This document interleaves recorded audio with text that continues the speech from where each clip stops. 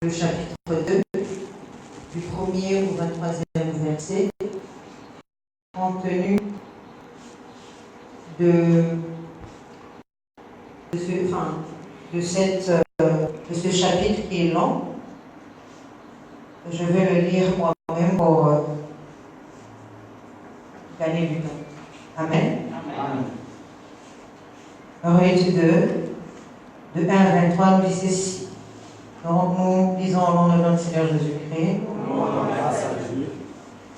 Naomi avait un parent de son mari. C'était un homme puissant et riche, de la famille d'Elimelech, et qui se nommait Boaz.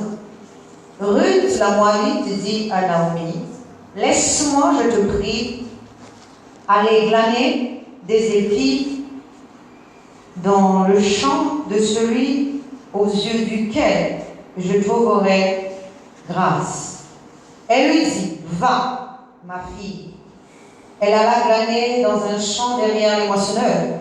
Et il se trouva par hasard que la pièce de cette terre appartenait à Boaz, qui était de la famille d'Elimelech. Et voici Boaz vint de Bethléem, et il dit au moissonneur, « Que l'Éternel soit avec vous. » Il lui répondit, « Que l'Éternel te bénisse. » Et Boaz dit à son serviteur, chargé de surveiller les moissonneurs, « À qui est cette jeune femme ?» Le serviteur chargé de surveiller les moissonneurs répondit, « C'est une jeune femme moabite qui est revenue avec Naomi du pays des Moab. » Elle a dit, « Permettez-moi de glaner et de ramasser les épis entre les germes derrière les moissonneurs. Et depuis ce matin qu'elle est venue, elle a été debout jusqu'à présent et ne s'est reposée qu'un moment dans la maison. » Boaz dit à Ruth, « Écoute ma fille, ne va pas glaner dans un autre champ, ne t'éloigne pas d'ici et reste avec les servantes. Regarde où l'on moissonne dans les champs et va après elle. J'ai défendu à mes serviteurs de te toucher. Et quand tu auras soif, tu iras au vase et tu boiras de ce que les serviteurs auront puisé. » Alors elle monta, elle tomba sur sa face et se prosterna contre terre. Et elle lui dit, « Comment ai-je trouvé grâce à tes yeux pour que tu t'intéresses à moi et moi qui suis une étrangère ?» Boaz lui répondit, « On m'a rapporté tout ce que tu as fait pour ta belle-mère depuis la mort de ton mari. Et comment tu as quitté ton père et ta mère et le pays de ta naissance pour aller vers un peuple que tu ne connaissais point auparavant. Que l'Éternel te rende ce que tu as fait et que ta récompense soit entière de la part de l'Éternel, le Dieu d'Israël, sous les ailes duquel tu es venu te réfugier. » Et elle dit, « Oh, que je trouve grâce à tes yeux, mon Seigneur, car tu m'as consolé et tu as parlé au cœur de ta servante. Et pourtant, je ne suis pas moi comme l'une de tes servantes. » Au moment du repas, Boaz dit à Ruth, « Approche, mange du pain et trempe ton moissonnière. » Elle s'assit à côté des moissonneurs et lui donna du pain rôti. Elle mangea et se rassasia et elle garda le reste. Puis elle se leva pour glaner. Boaz donna cet ordre à ses serviteurs, qu'elle glane aussi entre les germes, et ne l'inquiétez pas. Et même vous ôterez pour elle les germes, quelques épis, que vous la laisserez glaner sans lui faire des reproches. Elle glana dans le champ jusqu'au soir, et elle bâtit ce qu'elle avait glané. Et il y eut environ un épas d'orge. Elle emporta et entra dans la ville, et sa belle-mère vit ce qu'elle avait glané. Elle sortit aussi le reste de son repas et les lui donna. Sa belle-mère lui dit, où as-tu gagné aujourd'hui et où as-tu travaillé? Béni soit celui qui s'est intéressé à toi. Et Ruth fit connaître sa belle-mère chez qui elle avait travaillé. Lorsque l'homme chez qui j'ai travaillé aujourd'hui, dit-elle, s'appelle Boaz. Naomi dit à sa belle-fille qu'il soit béni de l'Éternel, qui se montre miséricordieux pour les vivants, comme il le fut pour ceux qui sont morts. Cet homme est encore parent. Cet homme et notre parent lui dit encore Naomi, il est de ceux qui ont sur nous droit de rachat. Ruth, la Moabite, ajouta, il m'a dit aussi, reste avec mes serviteurs jusqu'à ce qu'il ait achevé toute ma moisson. Et Naomi dit à Ruth, sa belle-fille, il est bon, ma fille, que tu sortes avec ses servantes et qu'on ne te rencontre pas dans un autre champ. Elle resta avec les servantes de Boaz pour glaner jusqu'à la fin de la moisson des orges et de la moisson du froment, et elle demeurera avec sa belle-mère. Amen. Amen. Je sais que c'est un texte qui est un peu long. Amen. Amen. Mais nous allons nous asseoir.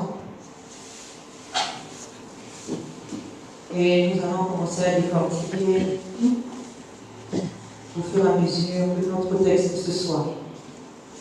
Le thème général de notre prédication de ce soir, la rencontre des époux.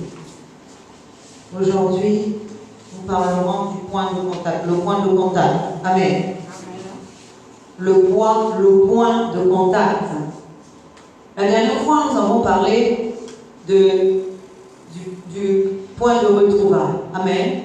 Et nous avons pris l'exemple du puits qui était le point de retrouvailles. Et nous avons défini également que le puits ici était toute source de bénédiction, toute source de vie. C'est pour ça que et la partie céleste et la partie terrestre viennent se rencontrer là. Amen. Dans notre cas aujourd'hui, nous parlons et nous parlerons donc du point de contact. Amen. Selon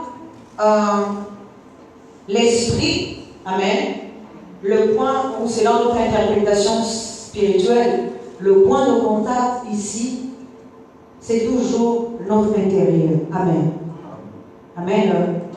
Parce que la partie céleste ne peut pas descendre pour aller vers la partie terrestre sans passer par l'esprit. Amen.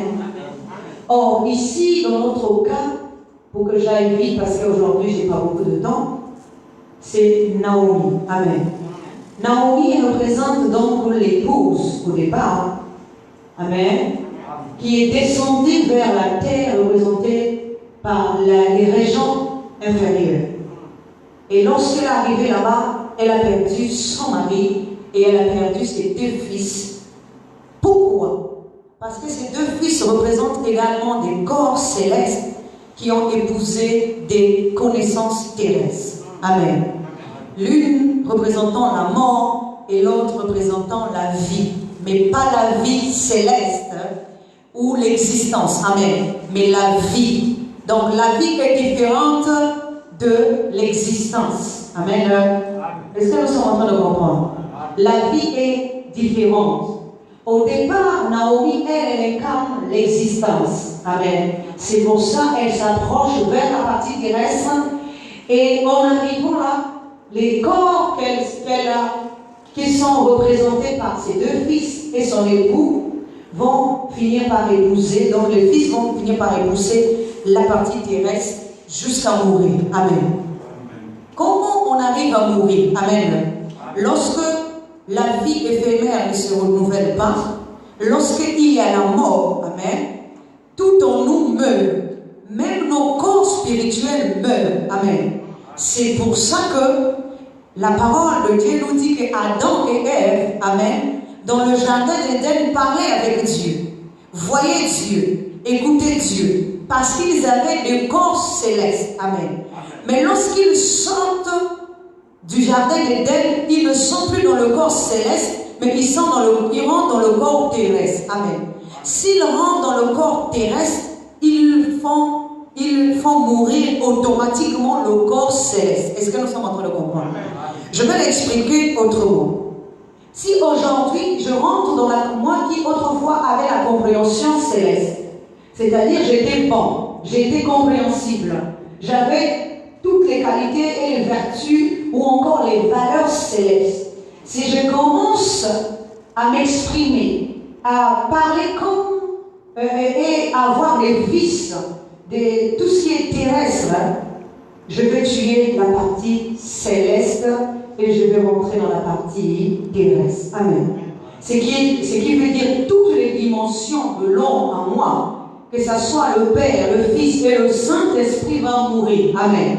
Parce que la lumière qui était autrefois en moi mourra. Amen. Et la partie qui restera de moi, c'est l'existence. Amen. Qui est représentée par Naomi. C'est pour ça que la Naomi, elle est incarnée par une femme déjà âgée. Amen. Parce que l'existence à ce moment-là vieillit en nous. Amen. Ne peut plus enfanter. Parce que tout ce qui est mort, tout ce qui a tari, tout ce qui a vieilli, tout ce qui a dérivé, ne peut pas reproduire. Amen. Est-ce que nous sommes en train de comprendre? Amen. C'est pour ça que lorsque Naomi va repartir dans sa patrie, et lorsqu'elle va arriver, elle va dire à tout le monde, c'est quelque chose que j'avais déjà dit ici, ne m'appelez plus Naomi, mais appelez-moi Mara. Parce qu'elle sait qu'elle avait changé de nature. Puisque tout ce qu'elle possédait comme corps spirituel était mort. Amen. Mais le seul bien qu'elle avait pu avoir, amen, c'était un autre corps. Amen. Ce corps-là était encore plus que les corps spirituels. Amen. Est-ce que nous sommes en train de comprendre? Pourquoi? Parce que les premiers corps spirituels n'ont pas pu enfanter. Amen. Ni dans le mal, ni dans le céleste. Amen. C'est pour ça que ces corps-là sont morts. Tout ce qui ne se reproduit jamais meurt définitivement. Amen. Est-ce que nous sommes en train de comprendre? Prenons l'exemple dans le physique. Si je suis une femme stérile, lorsque je vais mourir un jour, mon âme également s'éteindra. Amen. Au fil des années, on parlera plus de moi. Est-ce que nous sommes en train de comprendre? Même dans une proche génération, on ne parlera plus de moi parce que je n'ai pas laissé des progénitures. C'est comme spirituellement. Si je n'engendre pas spirituellement, si mon corps spirituel ne se reproduit pas, il y aura extinction de mon côté spirituel et il n'y aura pas de suite. Il n'y aura pas de continuité de moi-même. Amen. Même spirituellement, je ne veux plus exister. Amen. Est-ce que nous sommes en train de comprendre? Maintenant, si je veux exister, il faut que j'arrive à engendrer un autre moi, un nouveau corps. Et ce corps-là parlera de moi. Amen. Ce corps-là va être une suite de moi-même. Ce corps-là sera une continuité de moi-même. Et pour que je puisse demeurer pour toujours. Amen. C'est pour ça que lorsque Naomi, amen, étant déjà avancée en âge, ne pouvant pas se reproduire, amen, lorsqu'elle doit partir elle va partir de la partie terrestre pour retourner à la partie céleste, Ruth va venir avec elle. Amen. Pourquoi Ruth accepte d'aller avec elle? Parce qu'elle incarne déjà la vie. Amen. Elle est un corps qui peut encore se reproduire. Alors que Naomi est incapable de se reproduire. Amen. Étant déjà avancée en âge, étant déjà avilie, étant déjà vieillie. Amen. La parole de Dieu nous dit, peut-on coudre un habit neuf avec, plutôt un drap neuf avec un vieil habit. Amen. Ou encore, mettons du vin nouveau dans une outre qui a vieilli. Amen. Est-ce que nous sommes en train de comprendre? Amen. Amen. On ne peut pas mettre ce qui est neuf dans ce qui est vieux. Amen. Donc, forcément, on doit mettre ce qui est neuf dans ce qui est, plutôt ce qui a été renouvelé dans ce qui est neuf. Amen. Pourquoi je dis ça? Amen. Je vais prendre un exemple. Quand Jacob, et plutôt Rachel était incapable d'avoir des enfants, amen, elle était stérile, il a fallu qu'elle donne une de ses servantes qui n'était autre que sa propre sœur, amen, à son mari Jacob, afin qu'elle fasse des enfants pour Rachel. Est-ce que nous sommes en train de comprendre? L'enfant que la servante de Rachel mettait au monde n'appartenait pas à la servante, mais appartenait à Rachel. Est-ce que nous sommes en train de comprendre? À ce moment-là, entre Rachel et son mari, le point de contact était la servante. Est-ce que nous sommes en train de comprendre? Amen. Parce que Rachel étant dans l'incapacité d'enfanter, Rachel ici c'est toujours la vie. La vie ici c'est toujours la vie éphémère. Ce n'est pas encore l'existence. Amen. Mais donc, lorsqu'elle enfante, parce qu'elle-même elle est incapable d'enfanter, elle donne sa servante à son mari, afin que par elle, donc par la servante, qu'elle puisse avoir des enfants. Amen. Est-ce que nous sommes en train de comprendre? À ce moment-là, la servante devient comme une mère porteuse. Est-ce que vous connaissez les mères porteuses? Amen. Celles qui portent des enfants pour autrui. Amen.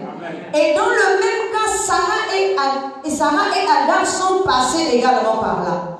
Parce qu'au départ, c'est Sarah qui l'épouse et Agar la servante. Mais Sarah, dans l'incapacité d'enfanter, va donner sa servante à son mari afin qu'elle l'enfante pour elle. Amen. Est-ce que nous sommes en train de comprendre? L'enfant qu'elle devait enfanter n'était pas l'enfant de Agar. Amen. Mais l'enfant de Sarah. Pourquoi? Pourquoi on parle d'enfantement ici? Enfanter quelqu'un veut dire quoi? Que la personne porte ton image. Amen. Que la personne se comporte comme toi. Que la personne reflète ce que tu es. C'est ça l'enfantement spirituel. Amen. Ce n'est pas l'enfantement physique, mais c'est l'enfantement spirituel. Donc, quand Agar arrive à enfanter, c'était dans le but que tout ce qui était céleste, représenté par Sarah, soit reflété par le fils d'Agar. Amen. Mais Sarah n'était qu'un point de contact. Amen. Est-ce que nous sommes plutôt, Agar n'était qu'un point de contact entre l'époux et l'épouse. Un intermédiaire, ou encore une intermédiaire. Amen. Dans le but que cet enfant ne devait pas refléter la nature de la mère porteuse, mais devait refléter la nature de la mère véritable. Amen. Mais voyons que l'enfant-là ne porte pas l'image de Sarah, mais que l'enfant finit par porter l'image de la mère qui l'enfantait. Est-ce que nous sommes en train de comprendre? Sarah va se frustrer. Amen.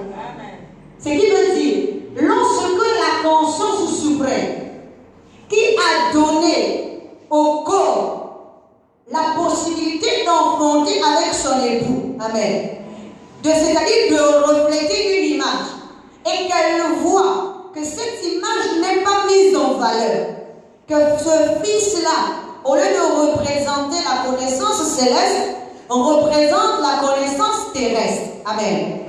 Alors la connaissance ou la conscience suprême va se fâcher contre l'enfant et contre sa mère. Amen.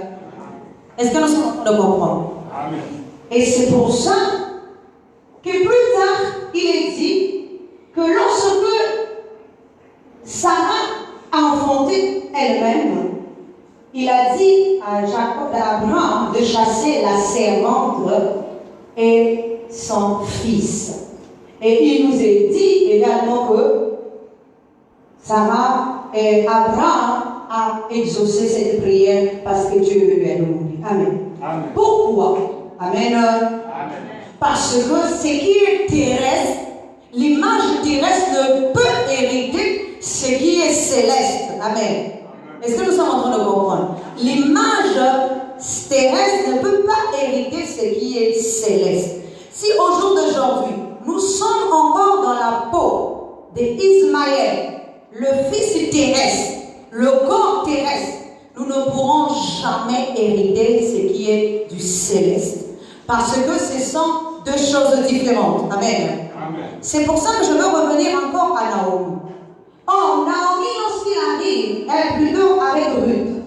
Ruth choisit de suivre Naomi parce que Ruth est la vie. Amen. Alors que l'autre représente la mort. C'est pour ça que la mort ne peut pas rentrer dans le pays de Canaan. Est-ce que nous sommes en train de comprendre? La mort doit rester en arrière. La mort ne peut pas rentrer dans le pays de Canaan. Pourquoi? Parce que si la mort rentre, la mort va encore éteindre tout. La mort ici, c'est la mauvaise connaissance. Amen. Est-ce que nous sommes en train de comprendre? Amen. Or, la vie peut rentrer dans le pays de Canaan pour pouvoir enfanter pour le céleste. Parce que lorsque Ruth va enfanter, l'enfant que Ruth met au monde n'est pas son enfant, mais l'enfant de Naomi. Amen.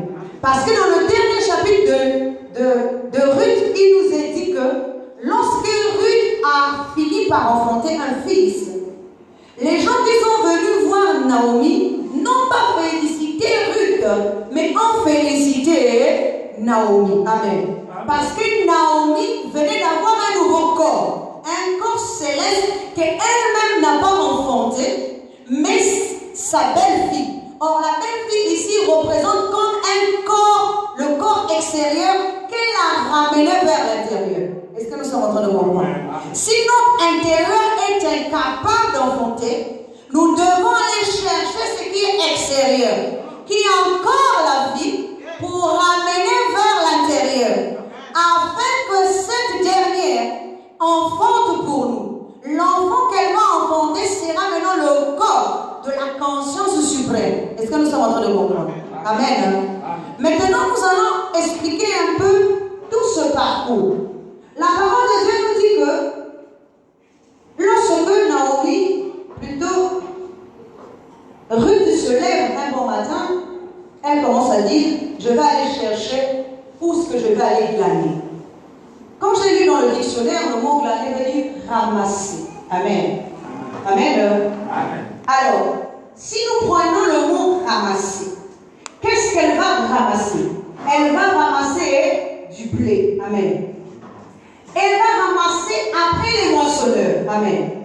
Est-ce que nous sommes en train de comprendre? Elle ne ramasse pas avant, mais après. Est-ce que nous sommes en train de comprendre? Ceux qui ramassent d'abord, c'est les moissonneurs. Amen.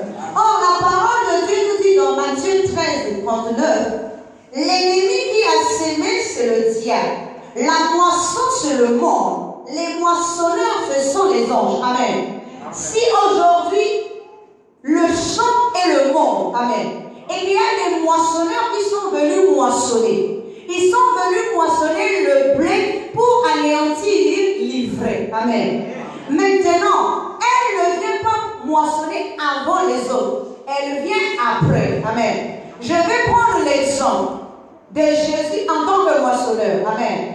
Jésus arrive en tant que moissonneur pour prendre l'épouse du milieu du monde. Amen. Pour prendre le blé et anéantir l'ivraie. Amen. Il y a une femme qui lui dit, Seigneur, que cette femme veut manger. Amen. Et là, Jésus répond, peut-on donner du pain des petits enfants aux petits chiens? Amen. Dites Amen. Amen. Elle répond, les petits chiens mangent les miettes qui tombent sous la table. Amen. Amen. Amen. Or, la femme ici, il ne s'agit pas d'une femme physique. Parce qu'aucune personne ne mange des miettes qui tombent sous la table. Amen. Mais les miettes ici représentent le peu de connaissances qu'elle ramasse derrière les autres. Amen. Jésus étant la connaissance suprême, la conscience suprême, qui est le moissonneur véritable. Amen. Représenté par l'ange véritable. Amen. Le bon enseignement. Amen. Qui rentre dans le monde pour venir séparer maintenant l'ivraie. Amen. Avec le blé. Lorsqu'il le blé ici, c'est toi et moi. C'est la conscience de l'homme. Amen. Parce qu'on veut faire de ce blé-là du pain. Le pain qu'on veut former ici, ce n'est pas un pain physique. Physiquement, avec le blé, on fait de la farine. Amen. Or, la farine dont on parle Amen. Est-ce que nous sommes en train de comprendre? En vue de faire un pain spirituel. Donc, lorsque elle demande le miel, c'est qu'il y a déjà un moissonneur qui est là. Amen. Mais elle ne prend pas le gros de gros. Elle ne demande que le reste. Ce qui est représenté ici un peu par Ruth. Ruth ne va pas devant les moissonneurs, mais Ruth part derrière les moissonneurs en ramassant le peu qu'elle trouve. Amen. Ce qui veut dire que cette conscience est maintenant à l'écoute. Amen. Elle n'est pas distraite. Est-ce que nous sommes en train de comprendre? Elle devient une conscience qui est à l'écoute pour commencer à prendre que ce qui est nécessaire. Amen. Amen. Parce que les moissonneurs, la parole de Dieu nous dit que le champ, c'est long. Amen. C'est le monde. Or, le monde, nous savons que c'est toujours long. Donc, tout cela se passe au-dedans de nous-mêmes. Amen. C'est pour ça qu'il nous a dit à ce moment-là, Boaz vient de Bethléem. Amen. Pour entrer dans la ville là où habitait Naomi. Or, nous savons que Jésus est né à Bethléem. Amen. Nous acclamons le Seigneur. Amen. Celui qui vient de Bethléem, c'est celui qui a le droit du rachat. Amen. Or, Boaz également a le droit du rachat.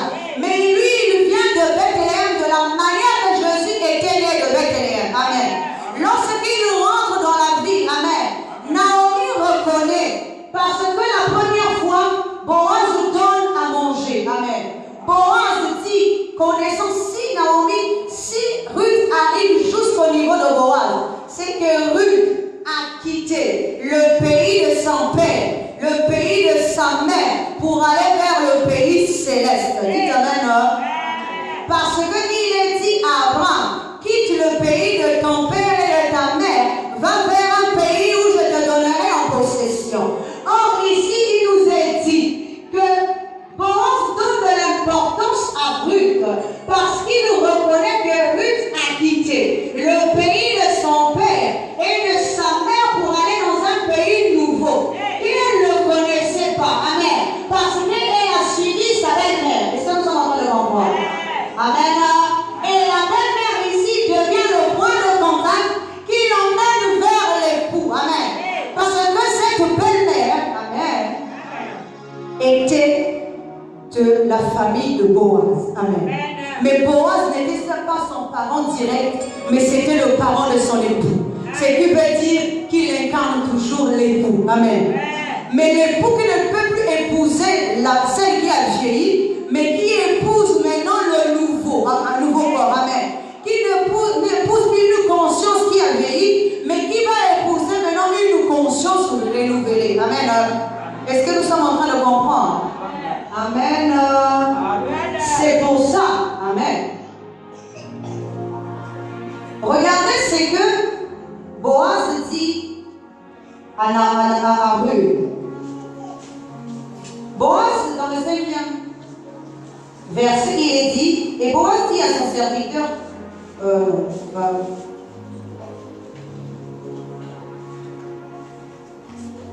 dans le 8e verset, il est dit, Boaz dit à Ruth, écoute ma fille, ne va pas glaner dans un autre champ, ne t'éloigne pas d'ici et reste avec les servants. Amen.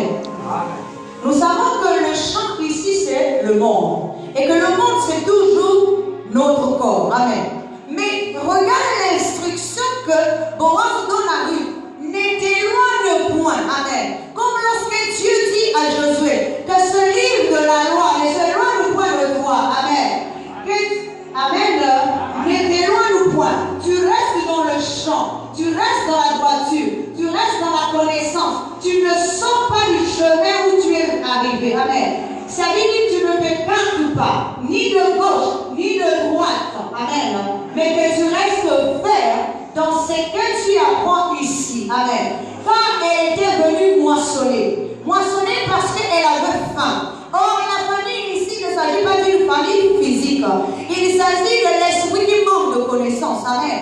Et qui a soif de boire. Amen. Et qui a faim, il faut qu'il mange. Amen. C'est pour ça que Boaz lui donne à manger. Amen.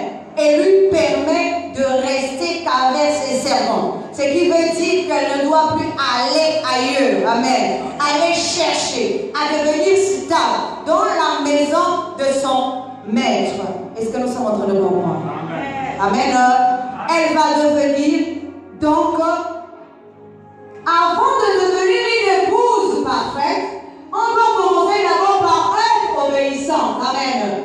On ne peut pas devenir une épouse parfaite sans commencer par le béaba. Amen. C'est que veut dire l'obéissance vaut mieux que les sacrifices. Amen. Est-ce que nous sommes en train de comprendre? L'obéissance vaut mieux que les sacrifices. Si elle ne pouvait pas rester là, elle n'aurait jamais épousé aussi Boaz. Est-ce que nous sommes en train de comprendre? Parce que Boaz représente l'époux. Et pour qu'elle arrive jusqu'à épouser Boaz, il a fallu qu'elle suive l'instruction de Boaz, qui lui a demandé: si tu as faim, on te donnera à manger. Si tu as soif, va boire dans les vases. Amen. Les vases ici représentent quoi? Je vous ai déjà expliqué ça la dernière fois. Le corps extérieur. Amen. Amen. Or, le puits représente le corps intérieur. Amen. Mais regardez comment il va l'élever. Dieu élève toute conscience qui commence à l'aimer. Amen. Qui devient obéissante. Toute conscience qui suit les instructions de Dieu. Amen. Qui ne sort plus du champ où Dieu l'a mise. Est-ce que nous sommes en train de comprendre? Le champ ici, c'est le nouveau monde où notre conscience arrive. Amen. Ce n'est plus le monde terrestre, mais c'est le monde de l'esprit où notre conscience est arrivée. Amen. C'est pour ça. Amen.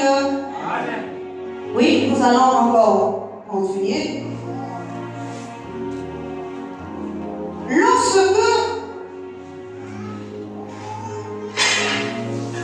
et dans le 9e verset, ici, il regarde où l'on moissonne dans le champ et va après elle. J'ai répondu à mes serviteurs de te toucher. Et quand tu auras soif, tu iras au vase et tu boiras de ce que les serviteurs auront cuisi. Amen. Regardez comment Boaz dit: j'ai défendu à mes serviteurs de te toucher. Amen. Dites Amen. Amen. Quand on défend quelqu'un de toucher un autre, ça veut dire qu'on a mis un sceau sur la personne qui est intouchable. Dites Amen. Amen. Si tu es intouchable, c'est que tu as une main. Amen. C'est que tu as un sceau. Amen. De la manière où tu peux glander comme tu veux dans le champ de l'époux. Amen. Mais tu es intouchable. Personne ne peut te toucher. Tous les serviteurs qui sont là sont les serviteurs de l'époux, qui sont venus faire un service. Amen. Mais lorsque tu deviens une conscience pure, amen. Lorsque tu deviens une conscience qui a quitté le père et sa mère et qui est venue pour chercher l'époux, amen. Tu deviens une marque intouchable. Amen. Plus personne ne peut te toucher. Amen. Sachez que tout ce qui existe dans le monde est à Dieu. Dites Amen. Ce qui est bon et ce qui est mal. Amen. Lorsque tu deviens, tu commences à devenir l'épouse. Avant d'épouser, amen. Dieu voit d'abord ton obéissance. Dieu pose sa marque sur toi. Ce n'est pas physiquement, mais c'est dans ton esprit. Lorsqu'il pose sa marque sur toi, aucun esprit ne peut te toucher. Il t'amène. Toutes tes portes sont ouvertes. Ce qui veut dire que tu ne cries plus famille. Amen. Dites Amen. Parce que Dieu ordonne aux serviteurs de s'occuper de toi. Dites Amen. De la manière que lorsque Jésus a vaincu Satan sur la montagne, amen, il est dit que les serviteurs sont venus le servir. Amen. Alors qu'avant, il mourait de faim pendant 40 jours et 40 nuits. Ce qui représente le désert. Mais puisqu'il a été obéissant jusqu'à la mort, amen, lorsqu'il a vaincu, lorsqu'il sort de là, amen, ce qui veut dire la rencontre entre Satan et Jésus représente déjà un combat entre le bien et le mal. Amen. La mort et la vie. Amen. Amen. Amen. Oui. Et ce combat-là, c'est pour choisir une épouse. Dites Amen. Amen. Amen. Je vais prendre un exemple. Toujours dans l'histoire de Ruth. Lorsque Ruth vient voir Boaz, elle lui dit que c'est toi qui as le droit du rachat. Mais nous savons que celui qui a le droit du rachat ici, c'est Jésus-Christ. Amen. Jésus-Christ rachète qui? Rachète notre conscience. Amen. Jésus ne rachète pas le corps, mais il rachète la conscience de l'homme. Amen. Amen. Et lorsque Boaz entend ces paroles, il répond une chose à Ruth. Je ne suis que le second, amen, qui a droit de rachat sur toi. Mais il y en a un qui est au-dessus, amen. Si lui refuse de te racheter, à ce moment-là, il faut qu'il m'accorde ce droit. Dites amen. Alors, qu'est-ce que cela peut représenter? Amen. Celui qui rachète d'abord au départ, c'est celui qui est représenté le premier esprit qui a droit de rachat. C'est non seulement la malédiction sur l'homme. Amen. Dites amen. Amen. Est-ce que nous sommes en train de comprendre? Amen. Or, la parole de Dieu nous dit, amen. Amen. Dans Galates 3:13, Christ nous a racheté de la malédiction de la loi étant devenu une malédiction pour nous. Amen. Amen. Ce qui veut dire, avant que Christ ne rachète, amen, il y avait déjà la malédiction qui nous enfermait. Amen. Et nous étions sous le contrôle de la malédiction. Il faut que la malédiction nous libère afin que Christ nous rachète en tant qu'époux. Amen. Est-ce que nous sommes en train de comprendre? Ce qui veut dire que Christ représente à ce moment-là la bénédiction. S'il y a la malédiction, il y a la bénédiction. S'il y a la mort, il y a également la vie. Amen. Mais sur nous avant, c'est d'abord la malédiction qui règne. C'est d'abord la mort qui règne, qui a droit de rachat sur nous. Parce que la mort, amen, est notre tuteur. Et la mort est notre administrateur. La mort règne en nous tant que la vie ne vient pas. Amen. Est-ce que nous sommes en train de comprendre? Amen. Lorsque la vie commence à pénétrer en nous, c'est là que, amen, amen, que la vie demande le droit de rachat à la malédiction ou encore à la mort. Amen. Amen. Pourquoi? Est-ce que vous savez que lorsque nous sommes, il est dit que lorsque vous connaîtrez la vérité vous affranchira. Amen. Lorsque nous connaissons la vérité nous affranchit automatiquement de la loi de la malédiction, de la loi des coutumes, de la loi des traditions, de notre esclavage spirituel, de l'ignorance et de la mort spirituelle. Amen. Donc nous devenons automatiquement libres. Amen. Si nous sommes libres, la loi n'a plus de même mise sur nous. Amen. Il faut qu'il renonce par lui-même. Dites amen. Amen. Amen. Amen. Cette loi est représentée donc par cet esprit qui avait droit de rachat sur la vie de Ruth. Mais une fois, amen, que Boaz a vu celui qui était en train de passer et il l'a appelé. Il a dit que Elimelech a laissé une pièce de terre. La terre ici, c'est toujours l'homme. Amen. C'est la partie de l'homme extérieur qui va devenir la vie intérieure. Parce que notre esprit est venu chercher l'homme qui était extérieur et l'a ramené à l'intérieur. Est-ce que nous sommes en train de comprendre? Pas seul ce côté extérieur que tout le monde traite de la chair. Amen. Or, c'est elle vient à la vie. Amen. Il faut, amen, qu'on la ramène à regarder ce qui est intérieur afin d'engendrer le véritable enfant. Amen. Si elle ne regarde que le côté extérieur, elle sera toujours une vie éphémère. Mais si elle regarde le côté intérieur, elle enfantera également une belle vie, un corps nouveau, et elle reflètera également l'image céleste. C'est pour ça qu'il est incarné. Elle incarne une étrangère. Amen. Or, la chair au départ n'est qu'une étrangère. N'est qu'une étrangère de ce qui est de l'esprit. Elle ne connaît pas. Elle ne sait pas comment parler la langue des anges. Amen. Elle ne sait pas comment parler la langue céleste. Parce qu'elle parle une langue différente. La langue ici, c'est sa connaissance. Amen. Mais lorsqu'elle rentre à l'intérieur, c'est là qu'elle apprend à parler la langue céleste. Amen. La langue intérieure. Elle quitte le pays de son père et de sa mère. Elle quitte ses mœurs et ses coutumes. Elle quitte tout ce qu'elle a et elle va vers un pays étranger. Amen. Mais le pays qu'elle va, souvent je vous ai dit ici, est-ce que vous savez que c'est très difficile pour notre nature extérieure de pouvoir abandonner tout ce qu'elle connaissait. Elle est née là-dedans. Elle ne connaît que ça. C'est son langage. C'est sa langue maternelle. C'est sa nature. Mais elle quitte ça pour aller dans un pays étranger. Amen. Le pays étranger ici, c'est vraiment la nouvelle nature. Amen. Elle va quitter le pays de son père, le pays de sa mère, de sa naissance.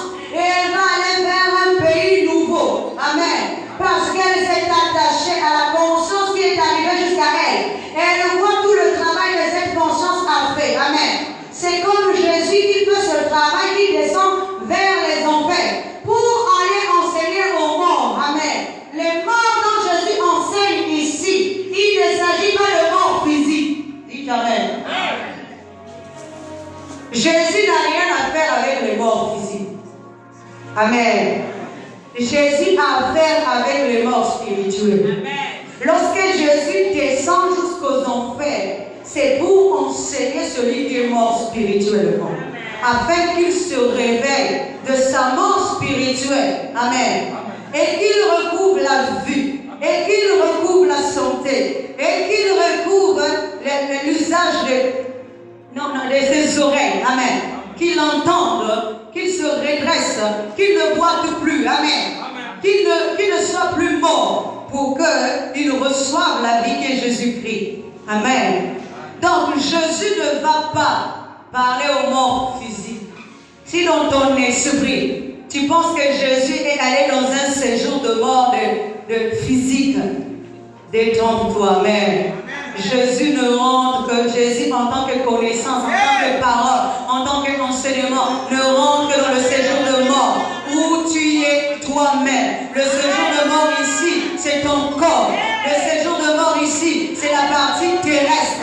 Lorsque tu es mort intérieurement et que l'enseignement pénètre en toi, c'est que Jésus est venu jusqu'au mort, enseigner à tous les morts pour qu'ils se réveillent d'entre les morts. Amen. Ce que je suis en train de faire, c'est que Jésus est en train d'enseigner aux morts. Dites Amen. Et les morts ici, ce sont tous les esprits qui m'écoutent. Amen. Et qui n'ont aucune compréhension spirituelle. Et ceux-là forment un séjour de mort. Amen. Une vallée des ossements. Amen.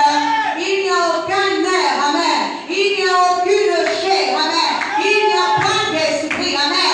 C'est pour ça que Dieu dit à Ézéchiel de prophétiser. Amen. Il dit, fils de l'homme, prophétise